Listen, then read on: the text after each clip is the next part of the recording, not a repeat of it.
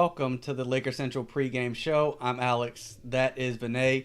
Make sure you guys subscribe to the channel, turn on your notifications so you don't miss any of these pre or post games that we do or any other content that we pump through the YouTube channel. And make sure you subscribe to Laker Central on Apple, Spotify, Google, Stitcher, wherever you prefer to listen to podcasts.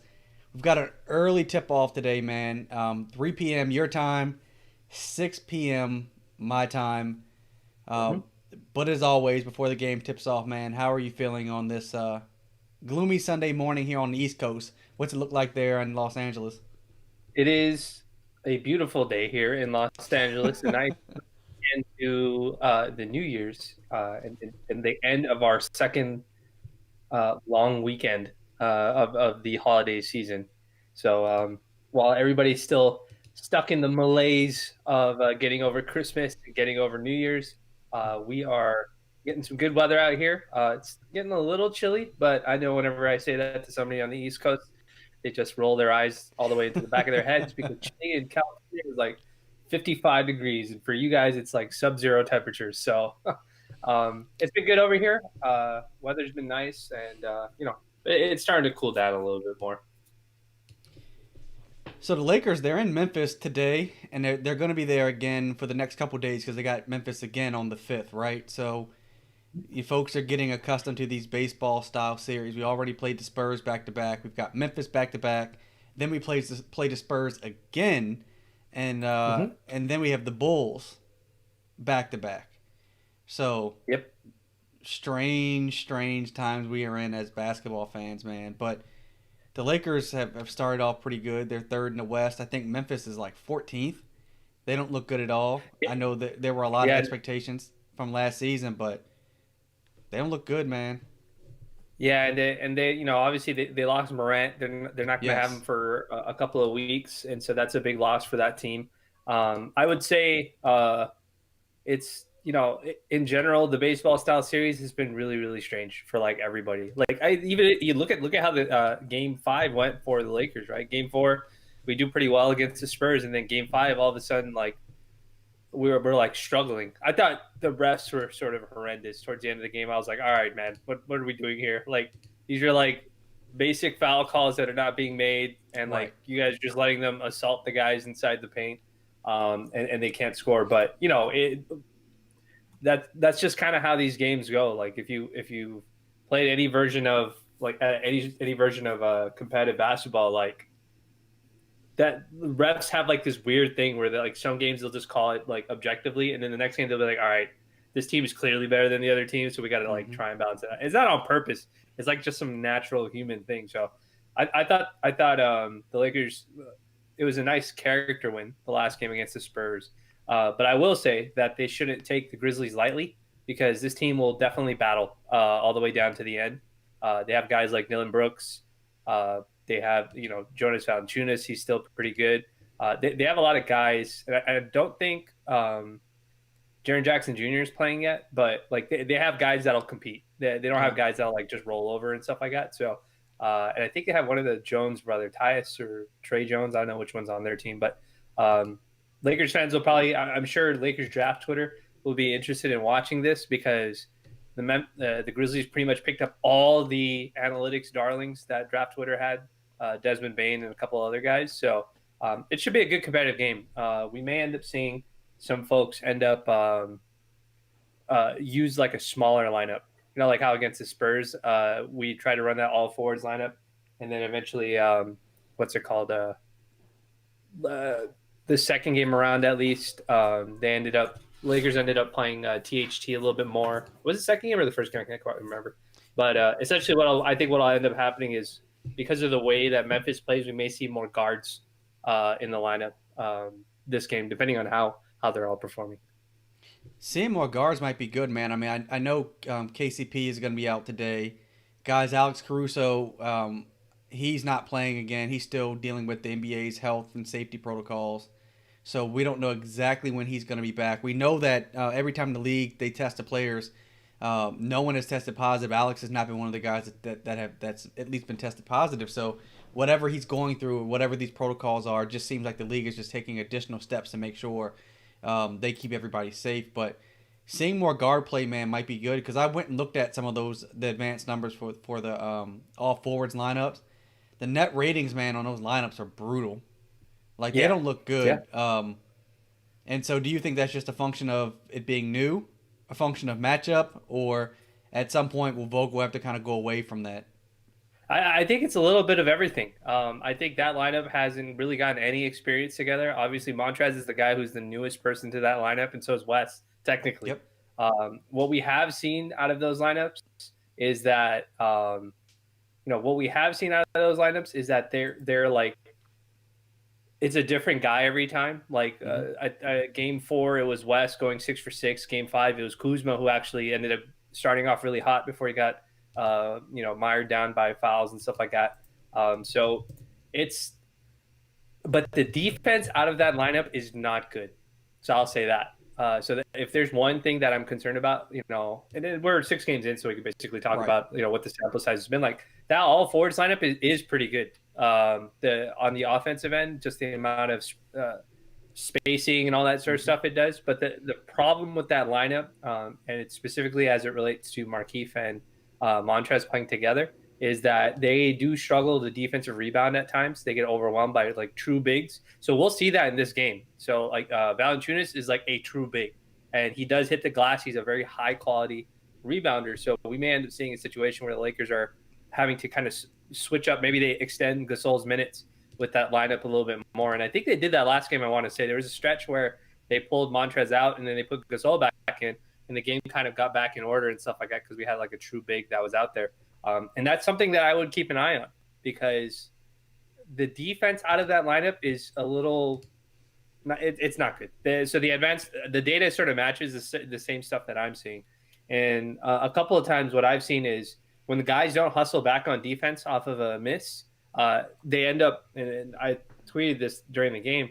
There was 2 specific moments where that sort of thing happened, and it was when Montrez was the last guy back, and he would just call out the switch. Right. And one of the plays that happened was against Derek White. And so what happened is Montrez was the last guy back, and Derek White was standing at the top of the 3-point line. So Montrez yells to I think Taylor Horton Tucker, or he yells to Anthony Davis for the switch. I'm pretty sure it's Taylor Horton Tucker because that was his assignment.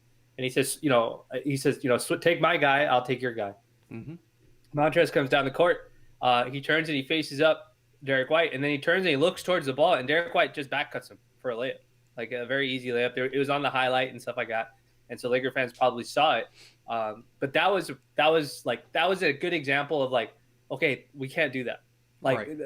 calling like, and I think that's a carryover of maybe whatever ended up happening. Whatever he learned from the Clippers. Like, okay, if all else fails, just call for the switch and pick somebody up, right? Mm-hmm. And the Clippers could do that because they would put like 3 or 4 guys that were all the same size and somewhat same quality defender with Pat, Marcus Morris.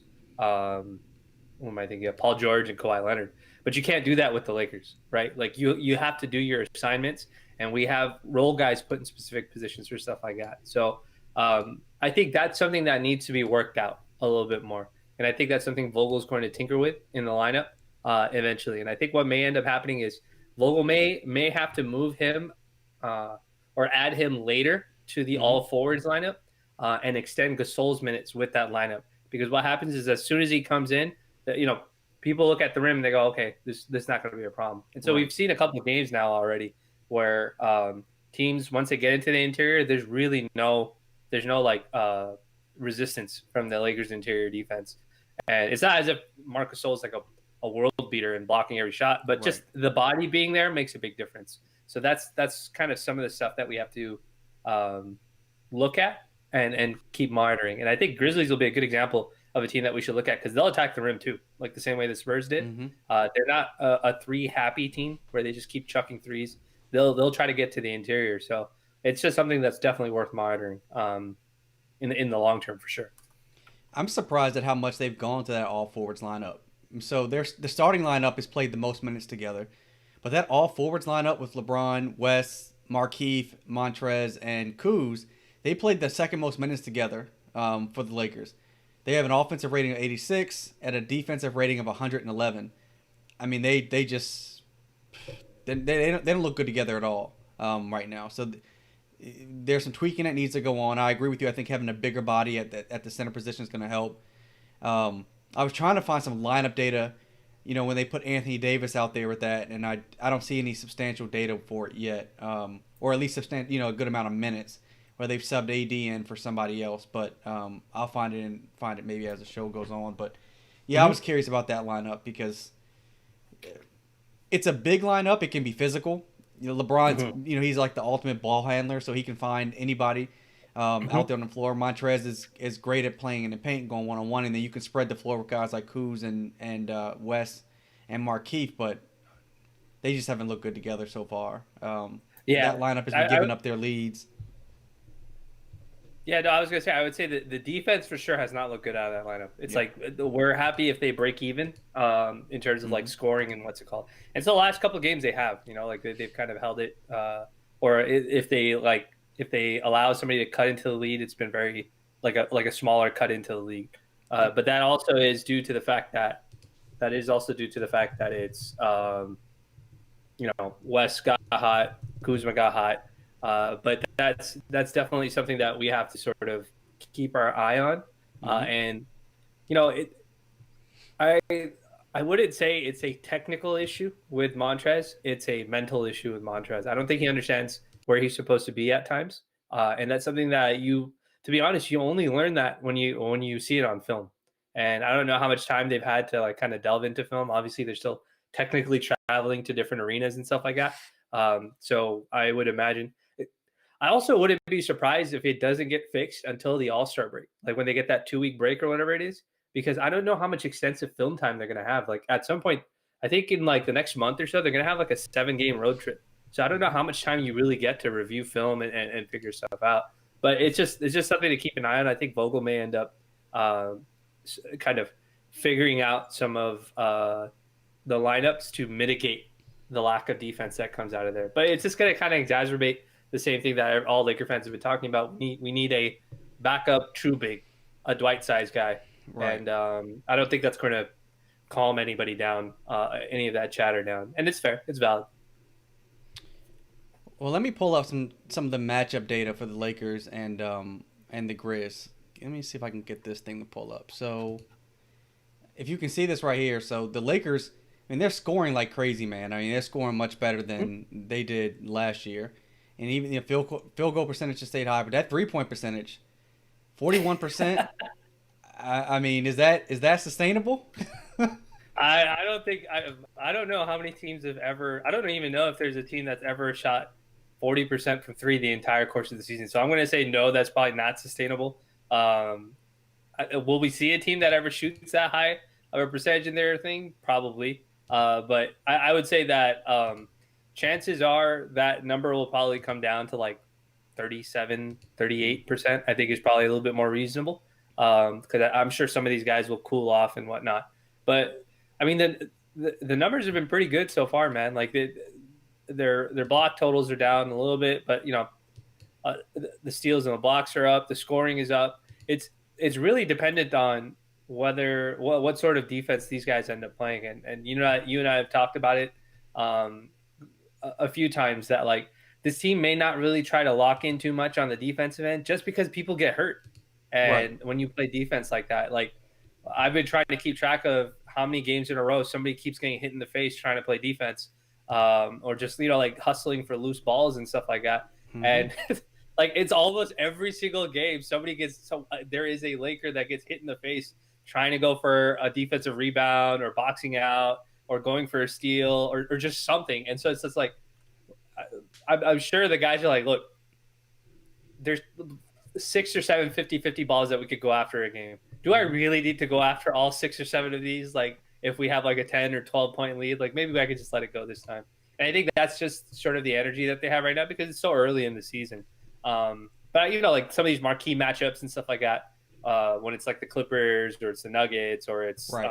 some top tier team like the Nets, I expect them to play really really seriously when it comes to like the game and stuff like that. It's just right now, just staying healthy is so important because you saw what LeBron tweaks his ankle, then KCP tweaks his ankle. We already don't have Alex Caruso, so Yep. we're very very thin. And I'm just like, all right, we know Anthony Davis gonna shoot his jumper, he's gonna fall down if somebody's gonna be underneath him because he doesn't want to risk turning his ankle. So it's just like look, guys, we just need to stay healthy because these teams are going to be aggressive. And they're going to go after us when it comes to all on the defense and stuff like that. So that's really the most important thing. The stats have been fine. I think that probably the most outstanding stat is the fact that they're shooting 40%.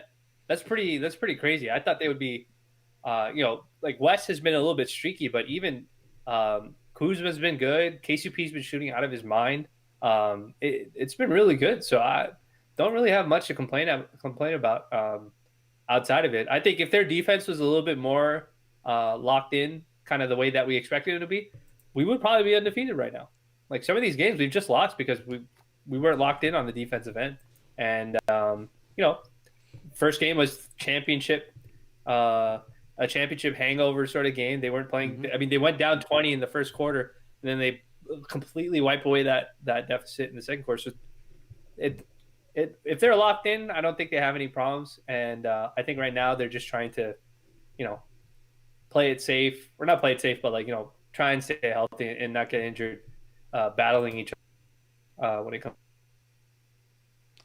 Yeah, I mean, I agree. I'm surprised that they're second in the NBA in 3-point shooting. That's ridiculous. I mean, if they somehow finish the season top 5 in 3-point shooting, that just makes them even more scarier for anybody they got to face in the playoffs. Because we saw last season when they got hot, and Rondo and guys like that were finally knocking down threes, they were really, really hard to beat. So I don't know if they can sustain this, but I'll take every game that I can get of them shooting above 40%. I do think you're right. I think that they're trying to get through every game, without getting hurt. We've already suffered a few things, like you've already said, with Caruso being out and kind of his situation being unclear. Lakers. This is why it's good to have such a deep team this year. Last year we relied so much on Anthony Davis and LeBron James. This year the Lakers have been able to go 4-2, and I know that as fans feel like they're a little up and down, but they're third in the West, and it might not always feel like it, but they're third in the West, and they don't even look great sometimes. So yeah, and there's specific metrics that we want to look at. So obviously the 3-point shooting improving is good because that means that the rest of the roster is improved. But probably the number one key thing that we had to keep our eye on to make sure that we improve compared to last season to this season was what does the Lakers offense look like when they're when LeBron's not on the floor, right? And when we take a look at just sort of the on-off data through 6 games, when when LeBron is on the court, the Lakers have a net rating of 12.5, and their offensive rating is 117. Their defensive rating is 104. This is with LeBron on the court. So 117 is an insane number for them to be at, right? So that's in about 193 minutes. Now, when he leaves the court, their offensive rating drops to 109, and their defense also actually improves a little bit to 102. So their total net rating is still 7.1. That's really good. That net rating is really good for a non-LeBron James lineup. And some of these numbers are gassed up a little bit because we blew out the Wolves, Dallas. and then we blew out Dallas. So it skews the data in a certain way. So obviously, as the season progresses and we take a look at it, we'll look at just the playoff teams and see what their net rating is again, when Bron is off the floor and stuff like that, when we want to get into the nitty-gritty of it. But just the early signs are good. And I think that's sort of a testament to Dennis Schroeder. Schroeder's been so good for the Lakers. I think he's been better. I think Schroeder has been better than even the most optimistic Laker fan could think about when it came to him. That's how good he's been. That sequence down the stretch, last game, they put Kyle Kuzma back in the game. They ran Schroeder, Kuzma, LeBron, Anthony Davis, and I think Markieff was the last guy, right? Was Markieff playing center for them, I think? Or he was playing, or Davis was playing center and Markieff was the other big forward. And just some of the defense that he was playing towards the end of that game was ridiculous. And the Lakers ran they actually ran the same play over and over again. I want to say they ran it 3 times where they had Anthony Davis in the corner. And I think it was Schroeder or somebody who went to go screen for him. It's actually supposed to be a curl cut for Anthony Davis to get a switch and get somebody in the post. And Anthony Davis was shooting so well that game that he actually faked the cut because some guy went under the screen. And then he got a corner 3 that he drilled from LeBron. And LeBron was the one who initiated. And just you think about the luxury of this offense to be able to do that is insane. And yeah, there you go. Anthony Davis in our chat is mentioning it. But it was a 103-103. Yeah, defensive possession. It was against Patty Mills, and he completely blanketed him. He did like 3 different types of like recoveries. Like he cut off the driving lane for Patty Mills, and then Patty Mills like kind of hesitated. He closed the gap, and then Patty Mills takes like a step back left inside, and then he recovers again just in enough time to like challenge that shot too. And I think the ball he ended up recovering it or whatever after that, and it's just the amount of like extra effort in a single possession that it takes to be a championship caliber player, a championship caliber team. Like that's the kind of stuff that we want to see when it comes to this sort of thing. So I think the fact that the Lakers are so good and that like I still have a little bit of PTSD where I'm like waiting for a big collapse or something that happened from watching it last season. But like it takes some getting used to for me. Like I'm like, oh man, like we're preserving a lead. This is pretty awesome. You know, this is nice. So that the only thing I can really pick on is like this all for like I'm actually picking on our biggest complaint is a LeBron lineup, which Right. would normally not be the case when it comes to this team. So it's kind of a luxury if you think about it, and it's not a problem that at least with that LeBron lineup that they can't resolve. It's something that they can definitely resolve, and they can fix with some film time and some coaching and some lineup adjustments and stuff like that. So I think it'll be really interesting to see how this team sort of manages itself. And it's just the early returns are really good. The 2 losses mean like almost nothing to me. And it's just been such a weird season. I don't know if you've seen all these different scores. Like Detroit beat the Celtics the other day. Yep. At the Yeah, end. Mm-hmm. and then Atlanta, they looked like they were going to. Atlanta looked like they were going to beat the Nets, and then Durant goes crazy, and they win that game. But then the second game, Atlanta just comes in attacks them and blasts them that game. And then Atlanta goes and loses to the Cavs yesterday. So it's just like this season is so strange with the way that it's been going. That the win loss numbers won't mean anything, but it's just good. I think for us because we watch it so intensively that it'll just be interesting to see how this team sort of manages different things and just what improvements that they have. So it's been good, man. Like I don't really have too much to complain about, but I will ask this question. What do you think of Anthony Davis's jump shooting? Because that has been insane. I don't even know how to describe it. Like he's been incredible. Like, and he's just when he takes them, like his body language is so casual. Like, like let me just do this random dribble combination and take this shot. Oh my gosh, he's been so good. His mid range. I mean, I think I was listening to a bunch of podcasts, around the time we were trying to get Anthony Davis 2 years ago, and then when we got him, and one question came up was, was his mid range? Like people were saying he settled for too many jumpers. Like he's too good, too dominant, a post player, a paint player to be taking 18-footers and all that stuff. And let me tell you, man, in the playoffs, it came alive, and it's remained the same through the finals and in the early part of this season. I think he's confident. He steps into him like he's gonna knock him. Like you remember when Kobe lived in the mid range, certainly as his athleticism waned, and there was a stretch in Kobe's career. I remember friends who didn't like the Lakers saying they didn't think Kobe would miss. Like he would just rise up and just hit everything. Yeah. And Anthony Davis is walking around like, yeah, I know I can go in the paint and beat you. I know I can pull you out to mid range and beat you. I know I can step out to the 3 and beat you. He's playing.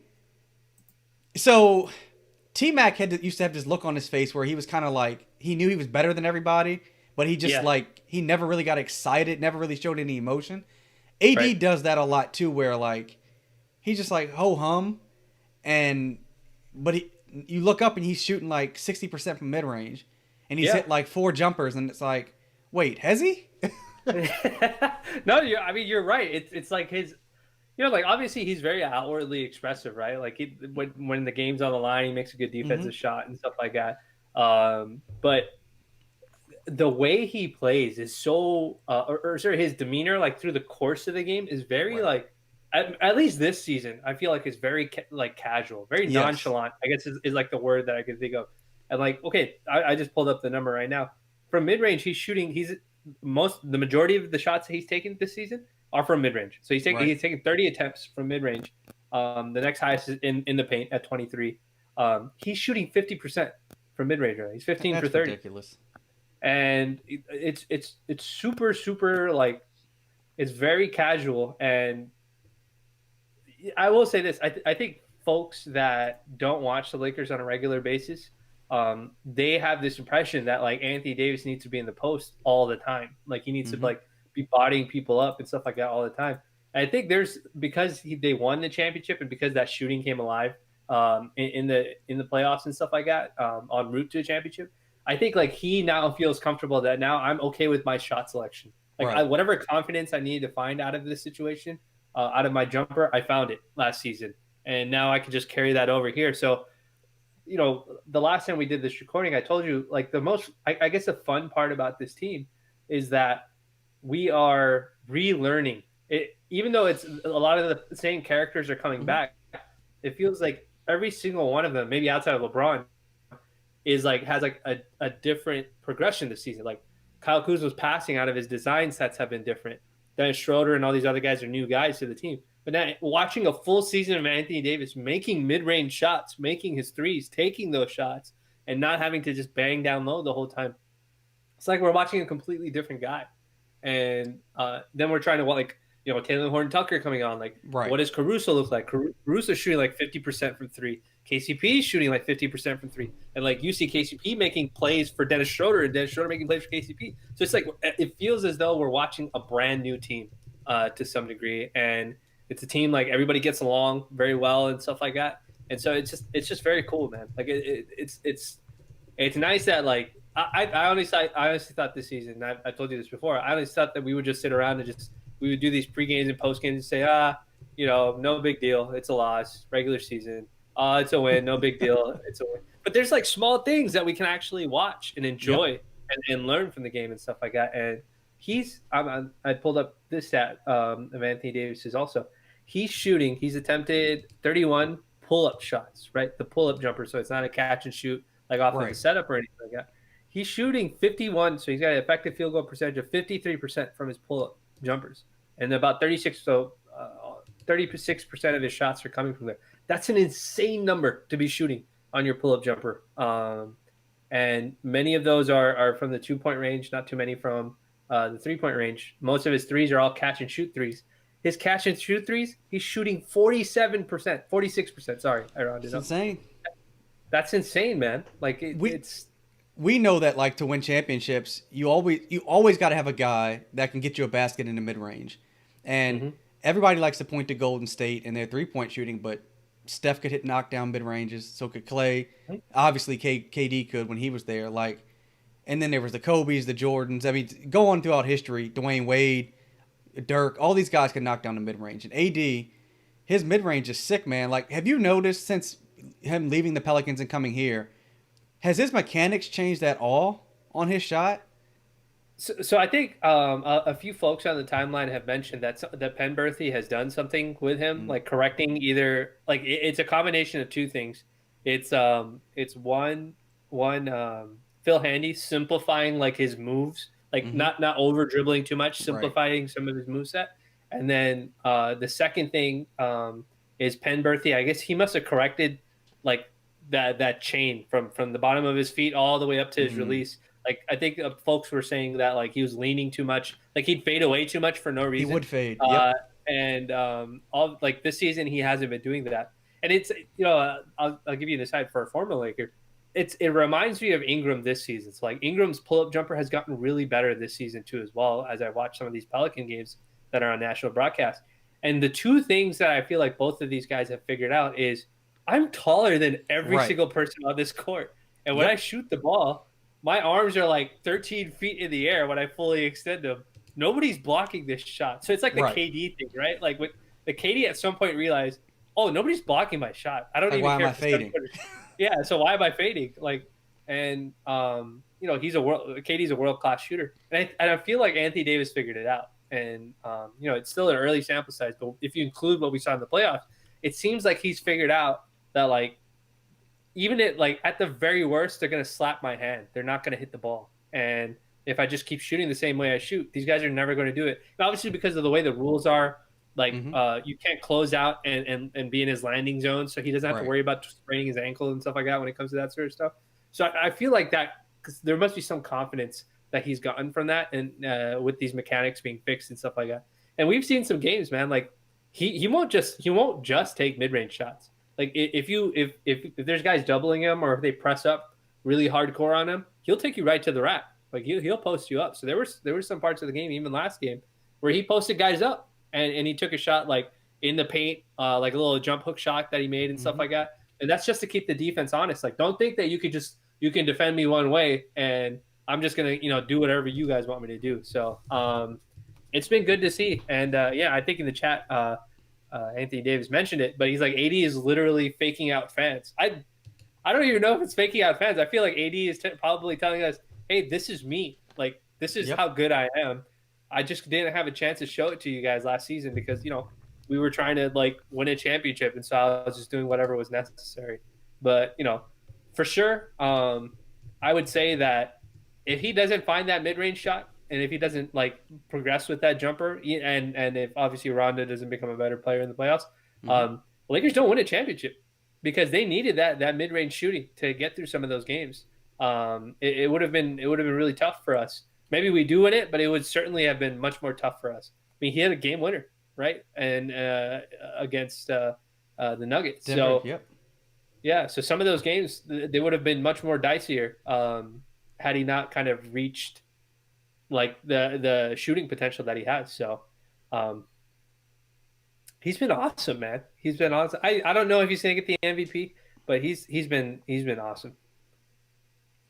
He's been great, and shout out to Lakers shooting coach Mike Penberthy. He used to be on those Shaq Kobe Lakers in the early days, man. I don't know if a lot of Lakers fans know that, but think about how many years the Lakers just couldn't get their 3-point shooting right, and Penberthy comes in and he starts to work with these guys, and Phil Handy obviously helping them tighten up their dribbling and kind of work through some of their mechanics, and now these guys are shooting so much better. So shout out to Penberthy.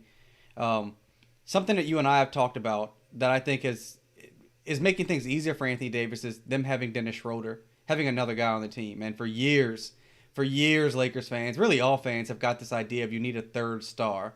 And I don't think you need I don't think you need three superstars. I do believe you need two legit stars, two legit superstars, and probably a third guy who can just be a star in his role.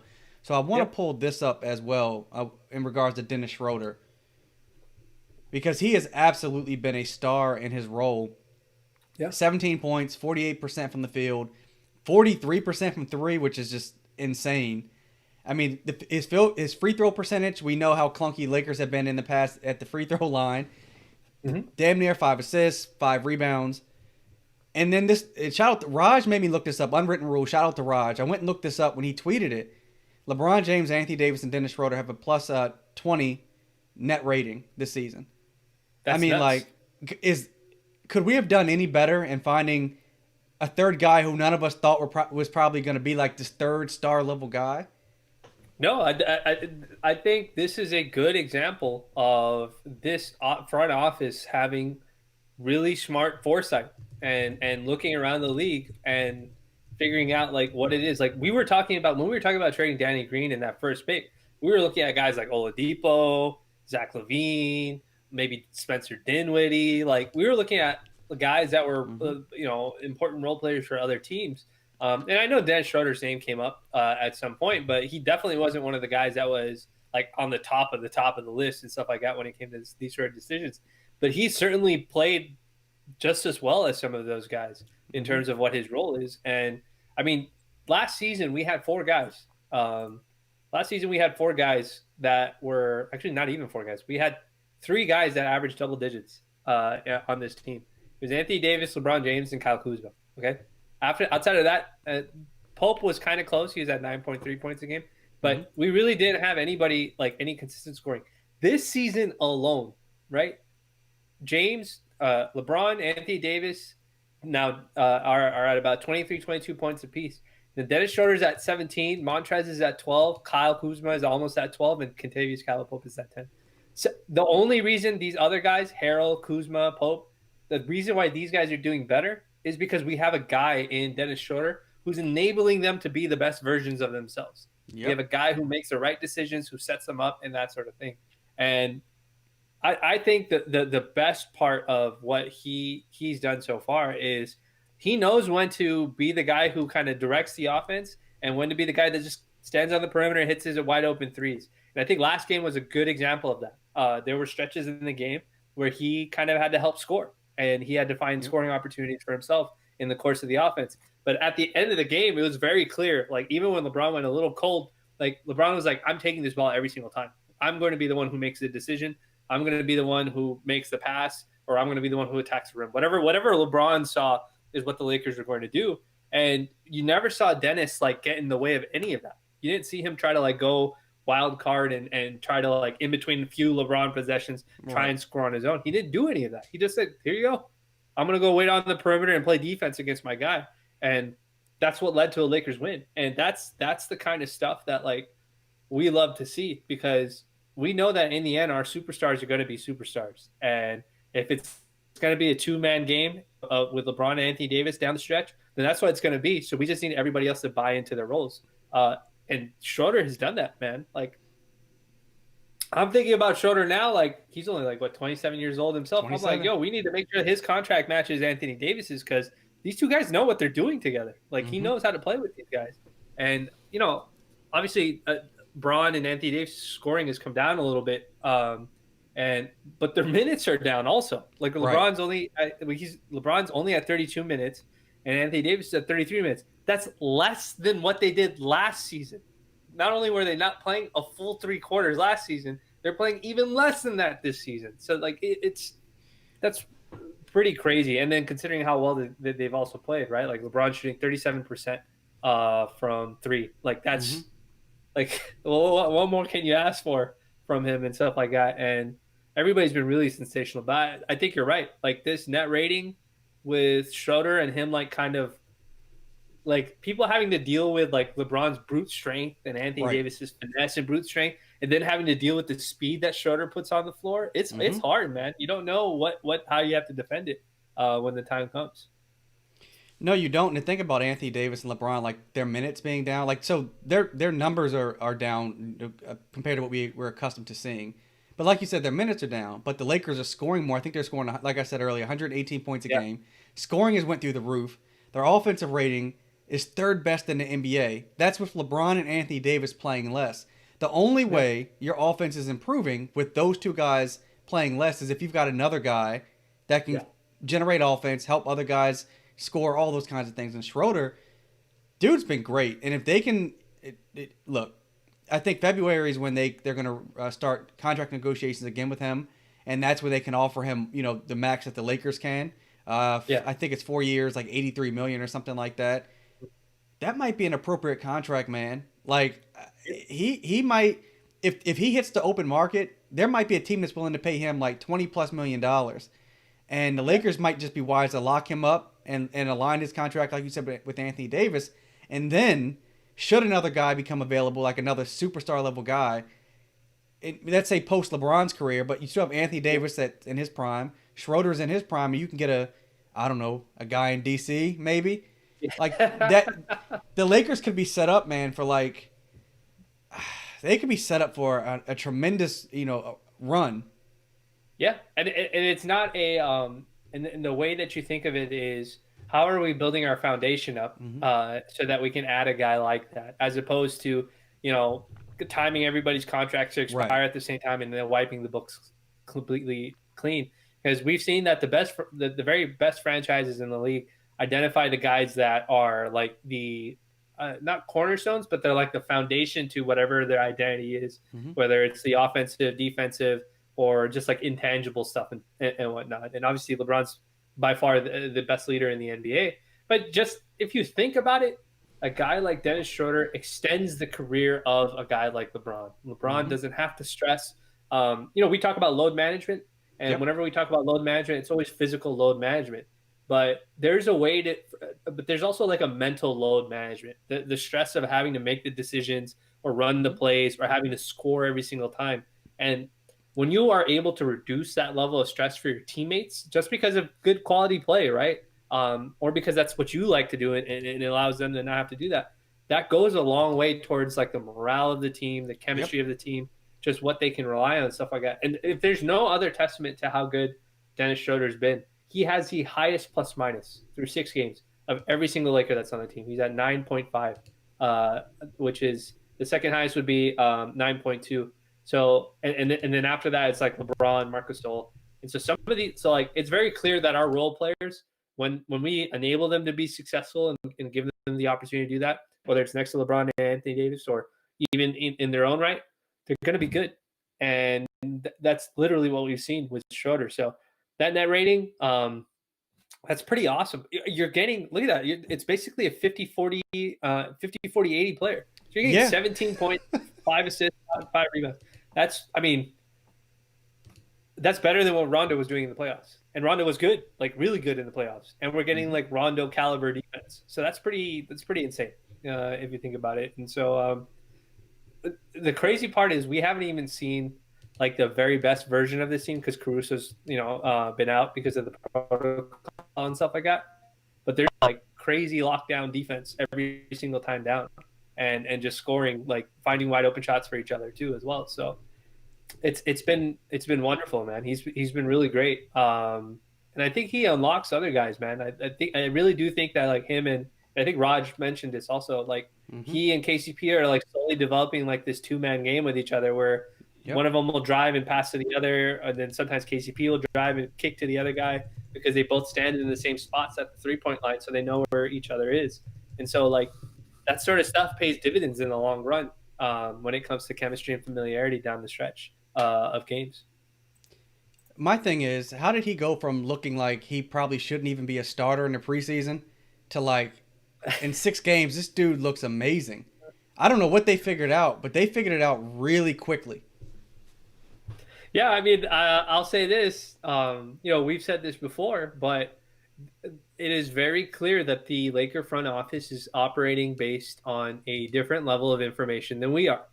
All we get to see is what happens on the court. Yep. But they have insight in regards to what they see in practice. They have insight in regards to, I mean, for film, we cut up film the same way, but Right. and we have a lot of folks on Lakers Twitter are very smart that cut it up the same way. But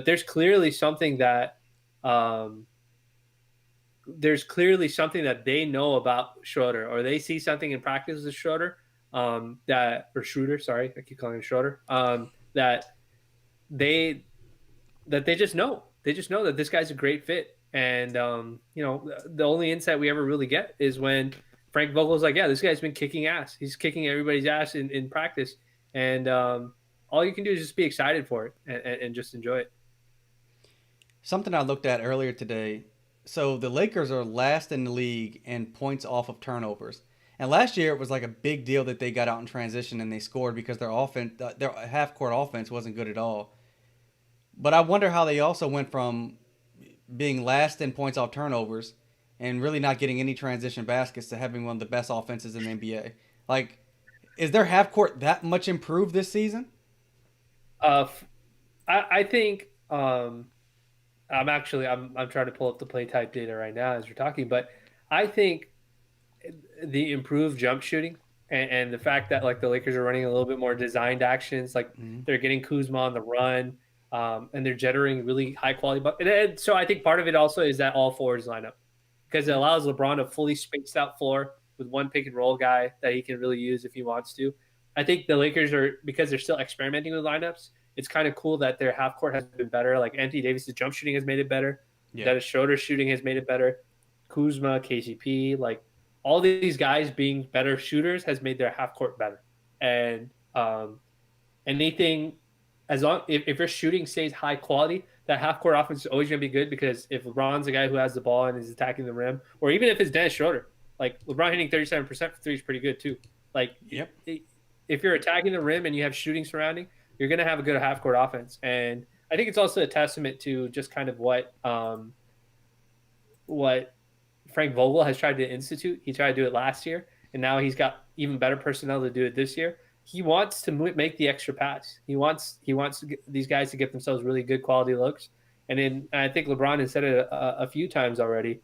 That's their goal. Like their goal is to not take bad shots. They should always be able to take really really good shots. And I pulled up the number right now. So their transition, they're probably in like kind of middle tier when it Mm-hmm. comes to the amount of transition possessions they've had this season so far through these 6 games.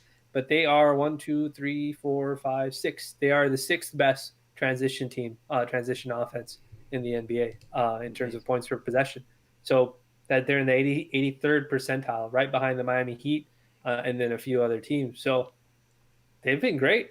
Like this team has been really, really great when it comes to just their transition offense. They haven't run it as much. Last season, they used to love running a lot of Right. transition offense, but a lot of that transition offense was based on really, really good defense. And Mm-hmm. we know like their defense has kind of been up and down depending on how locked in they are from game to game. So, that's totally fine. But the number that we're looking at is that's more interesting is across the league for spot up possessions. The Lakers are third best, 93rd percentile in spot up possessions.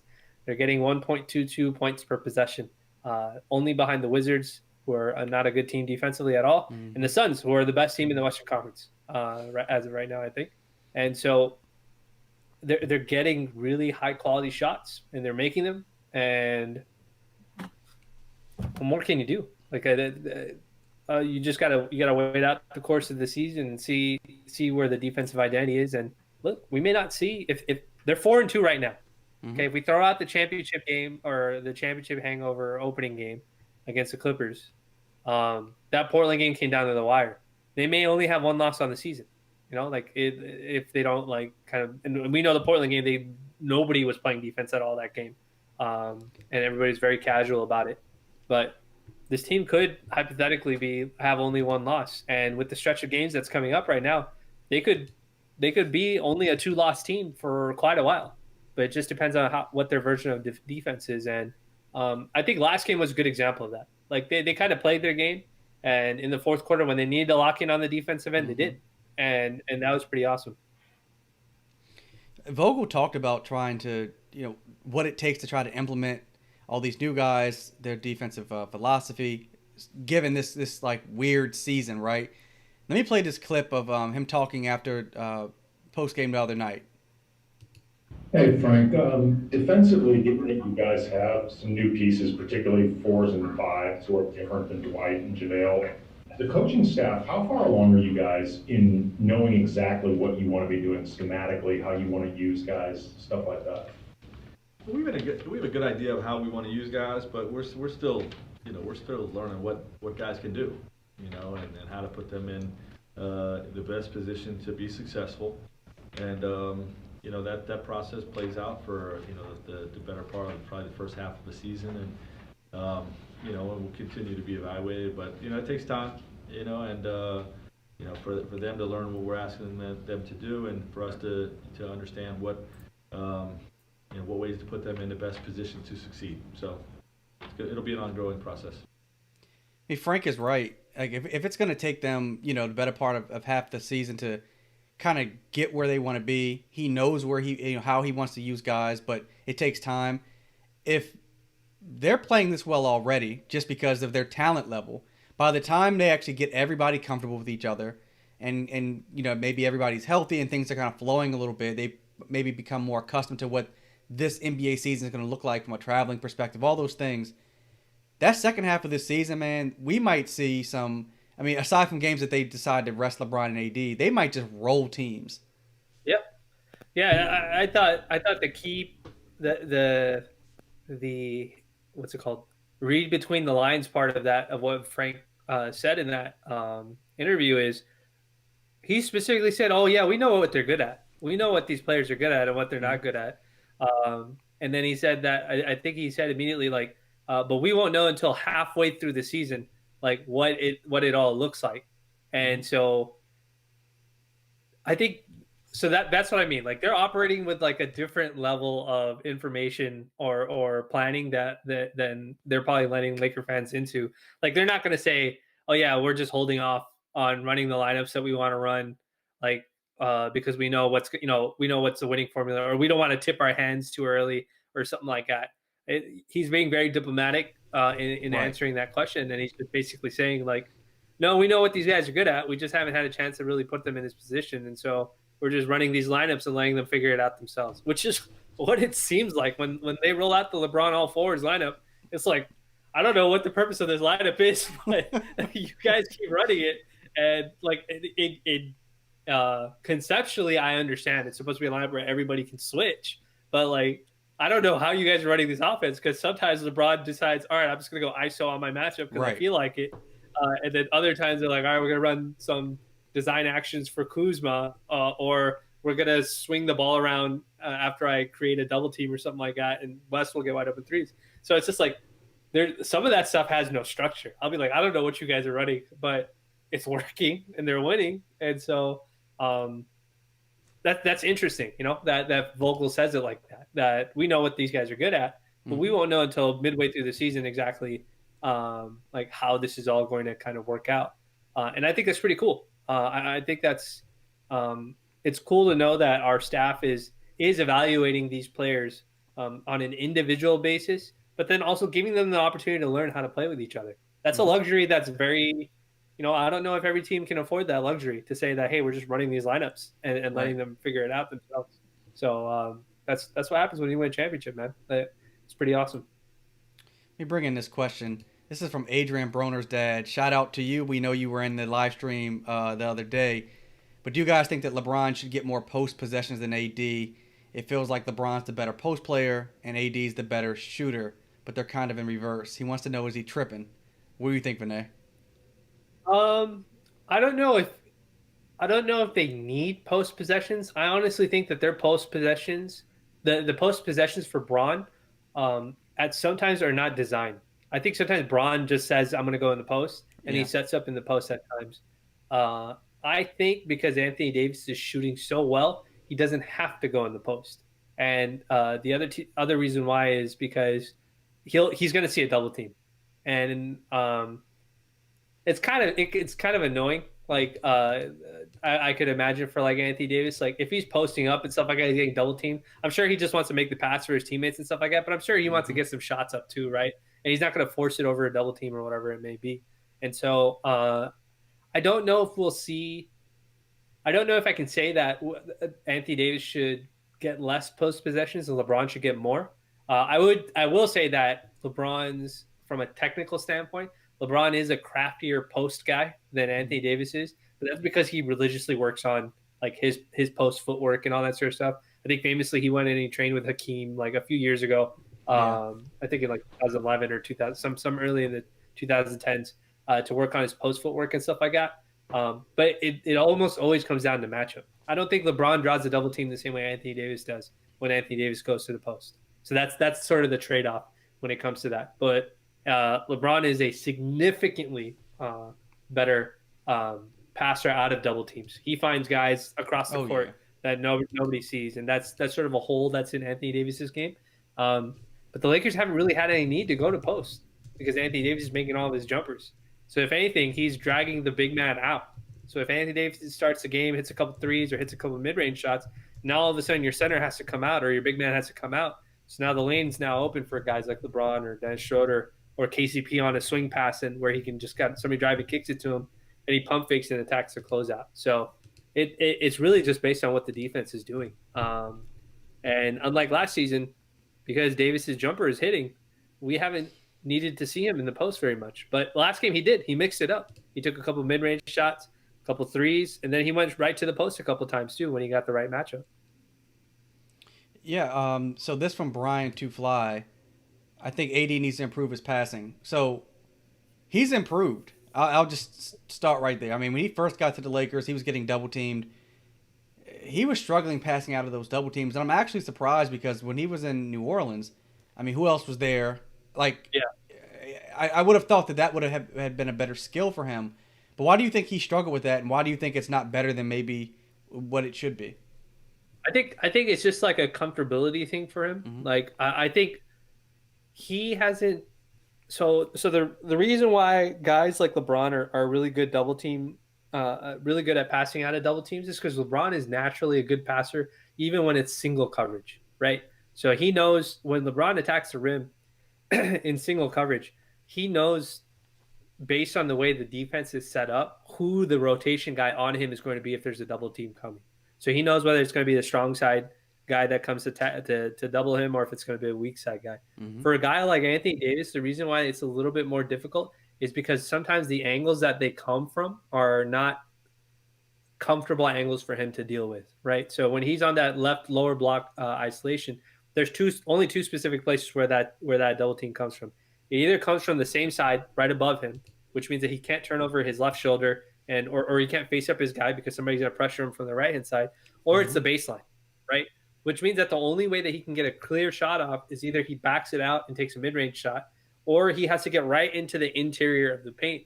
And that's a little bit hard because the guy that's defending him is going to try and cut him off, right, from being able to do that. And that's different, right? Anthony Davis isn't Giannis. Anthony Davis, in terms of like the way he plays, and he's also not LeBron. He doesn't face up guys and then drive by them. When you make a career of being able to take guys face up and drive by them, it's very easy for you to know where that defensive help is coming from. But because Anthony Davis is such a big guy and he's always sort of lived in the post, the way he sees double teams or the way that he sees defenses is completely different from how LeBron sees defensive coverages. It's two different types of players, if that makes sense. It's like you've spent your entire life knowing where everybody's set up because everybody's in front of you, right? But for Anthony Davis, because he's in the post, he only sees guys in certain angles. He doesn't necessarily see guys the same way LeBron would see them. But I think that'll get better because he's facing up more because his jumper is now falling. So as his jumper is now falling, he faces up more. Now he's able to read all five guys on the defensive end, the guy that's guarding him as well as the other four guys. So that should improve over time if he continues to play this way. And so I think that's why he struggled with it. He's been playing a certain style, which is primarily in the post and all that sort of stuff. And you just don't see the floor the same way as somebody else does who's played like face-up basketball and stuff like that. So yeah, I agree with the comment that you just posted. It was very hard to watch. I thought that was, and it probably is not as bad as it was last season, but I think that was the biggest hole in his game, his ability to pass, not pass. He's a good passer. His ability to read a defense was the biggest hole in his game, and I'm hoping that over time that continues to get better. So we talked about AD shooting earlier, and I think you said he's shooting 50% from the mid-range. Yeah. Look, whether it's sustainable or not, I'm going to say it's sustainable. I feel like we've seen a big enough sample size now from the bubble and starting this season. How many games is that? 30, 40 games? It would be, well, they won 16 games to win a championship. They only lost 1, 2, 3, and then they lost 2 more, so 5. So we're at about 21 plus these games. So right about 30 games of bubble plus this season shooting, if we don't include preseason, obviously. So yeah, you have about like 30-ish games of this kind of shooting. So is it sustainable? Yeah, I mean, if defense is just going to let them take it, for sure. Like, it's certainly sustainable. There's no better shot than a wide open one. So if they're going to keep letting them, and they're not all wide open. Right. Guys are having to close out more and more and more. So if they continue to allow him to, like, his threes have been wide open. Guys don't want to go all the way out there to chase him. And so some of that stuff has to be sustainable. And for him, until somebody decides to ruffle his feathers and like start pressing him all the way up, it's going to be sustainable until it isn't. That's the way I see it. There's clearly something in his psyche as it relates to his shooting where he's just taking the shot that he gets, and it's very casual. And he's heating up, man. Like some of the stuff he's doing, like the dribble combination that he did, I think he hit like a quarter-ending shot or something like that. Like he's just shooting it with some level of confidence that we didn't see last season. That even I thought in the bubble, the confidence isn't the same way it is now. Like he seems really confident taking some of these shots. Brian wants to know about Trez. What about Trez mid-range? I see him trying to implement. Are you confident in Trez's mid-range? It depends on how many shots he gets. Like it seems like he's been I would say Trez's role in the Lakers offense thus far has seemed very go with the flow. Mm-hmm. It doesn't seem like they've run very exclusive possessions for him. And I think he's still trying to figure out what he's doing. They don't run too much pick and roll. The Lakers are actually this season have run a very, very minimal amount of pick and roll. If I look at their offense, just looking at the data here, as a team, they've run through 6 games. They've run 112 pick and roll possessions. It's 16% of their offense. They're probably, oh yeah, they're like below average as a pick and roll team this year. The team that's run the most is like the Magic, 171. So we're not even really running pick and roll as much as we did last season. And that's also because we've spread the ball around. So Montrez was an excellent pick and roll dive guy, like runs the screen and then dives to the rim. But the Lakers haven't run that. And if they don't run it, he's not really going to be involved in the offense the way that he was maybe for the Clippers. The Clippers offense was a very heavy pick and roll offense. It is this season too as well. They run a lot of pick and roll with pick and pop or pick and roll with Zubac and Ibaka. The Lakers don't run that offense right now. But when was the last time you saw in that Spurs game them run a pick and roll?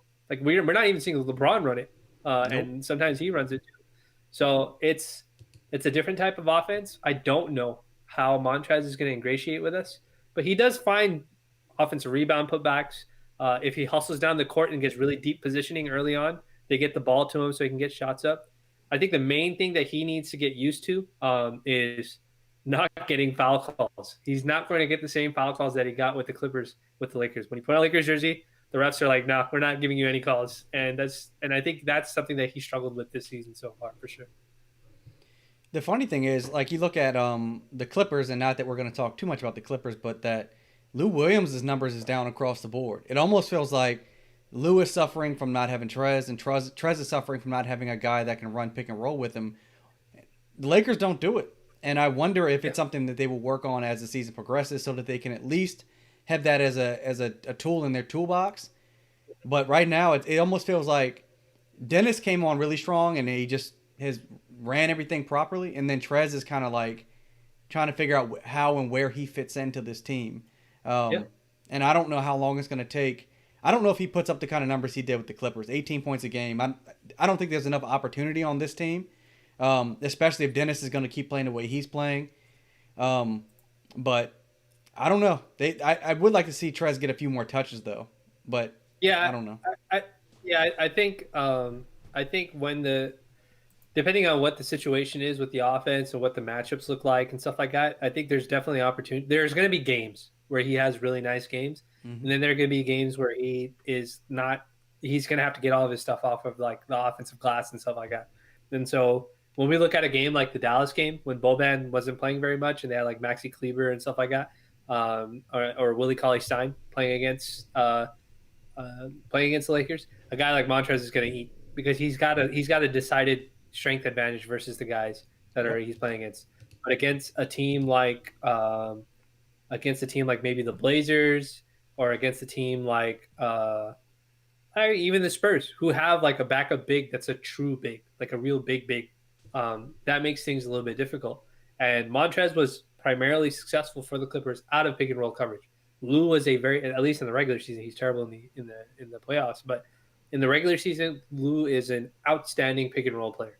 And that outstandingness translates over to Montrezl Harrell when teams have to start playing up on him a little bit more. But the Lakers don't run it.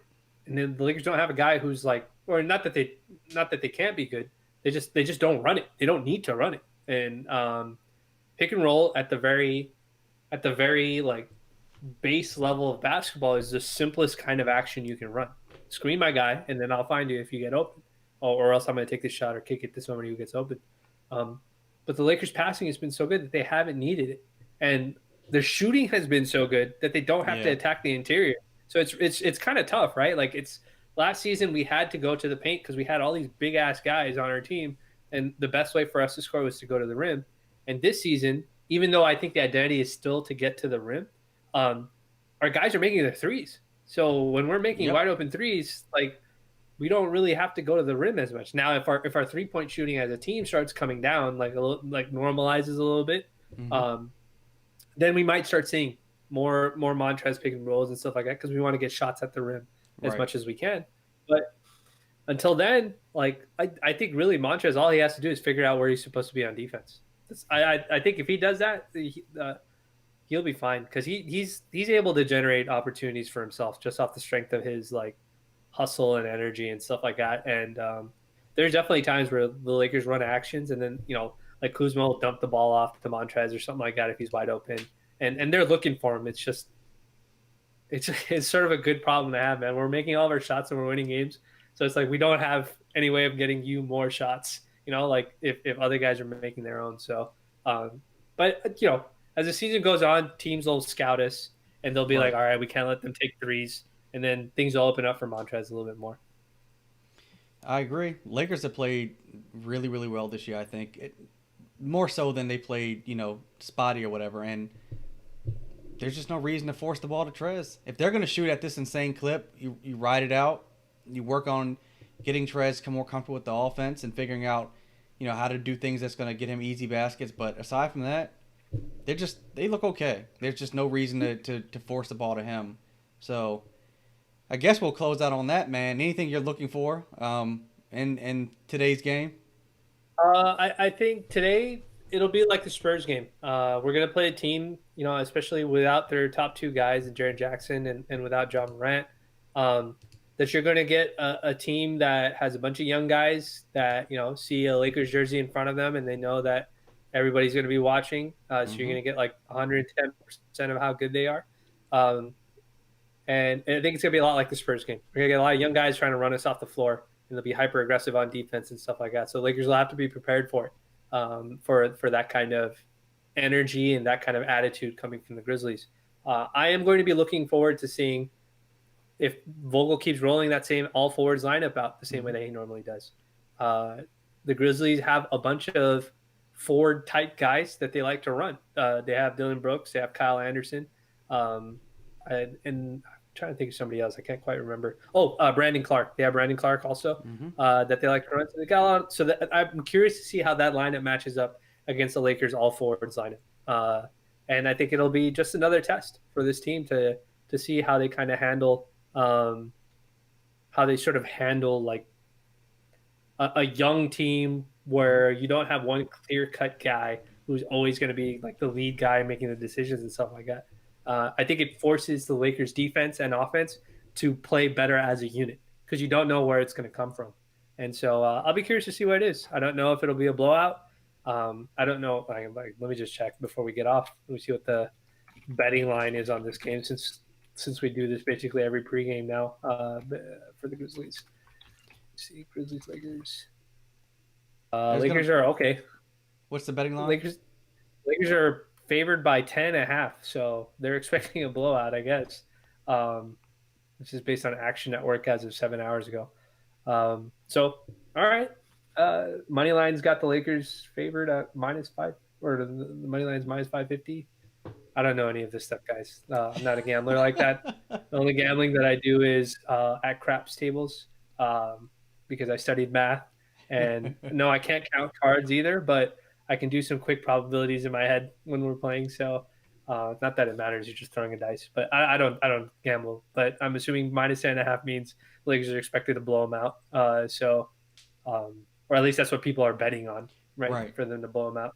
And so we'll see what sort of version of this team that we get. But the Grizzlies are definitely a team that we shouldn't sleep on because they, if we play lazy, they'll come and blast us if we're not paying attention. So that's it.